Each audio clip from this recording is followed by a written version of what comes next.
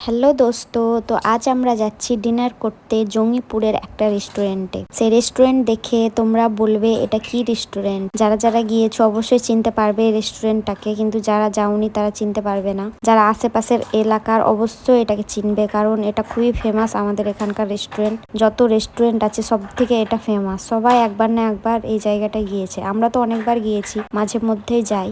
এইখানে যে আপনার মনে হবে না যে এটা একটা রেস্টুরেন্ট, দেখে মনে হবে এখানে কোনো একটা অনুষ্ঠান চলছে আর অনেক লোক সব এনজয় করছে নিজের নিজের রকম ভাবে। কেউ ফটো তুলছে, কেউ ভিডিও করছে, আর কেউ এনজয় করছে এই পরিবেশটা। ইনায়া তো ওখানে যে এত খুশি হয়েছিল, এই দেখুন সামনে কত সুন্দর সুন্দর ধোঁয়া বেরোচ্ছে, এগুলোকে দেখে খুব খুশি হয়েছিল। আর আমি নিজের সেলফি নিতে ব্যস্ত ছিলাম আর ভাবলাম একটা ভিডিও করে নিই।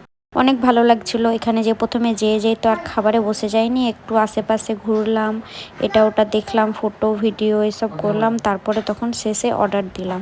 আর ইনায়া তো শুধু এগুলোকে দেখে যাচ্ছে আর এমন চিৎকার করছে।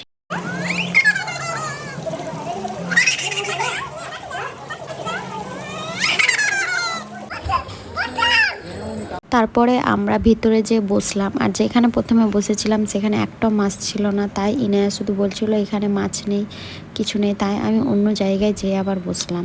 এখানে প্রত্যেকটা সিটের আশেপাশে অ্যাকোয়ারিয়াম আছে যেখানে অনেক মাছ থাকে। আর আমরা এখানে যে অর্ডার করেছিলাম ফ্রাইড রাইস নর্মাল যেটা ভেজ, আর তার সাথে চিকেন মাঞ্চুরিয়ানের একটা গ্রেভিও ছিল।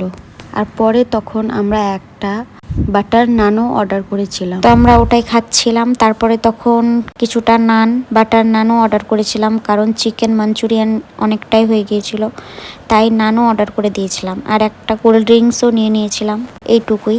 তো এই রেস্টুরেন্ট এই জন্যই ফেমাস যে এইখানকার পরিবেশটাও খুব সুন্দর, খাবারও খুব সুন্দর, সব কিছু বলতে গেলে সুন্দর।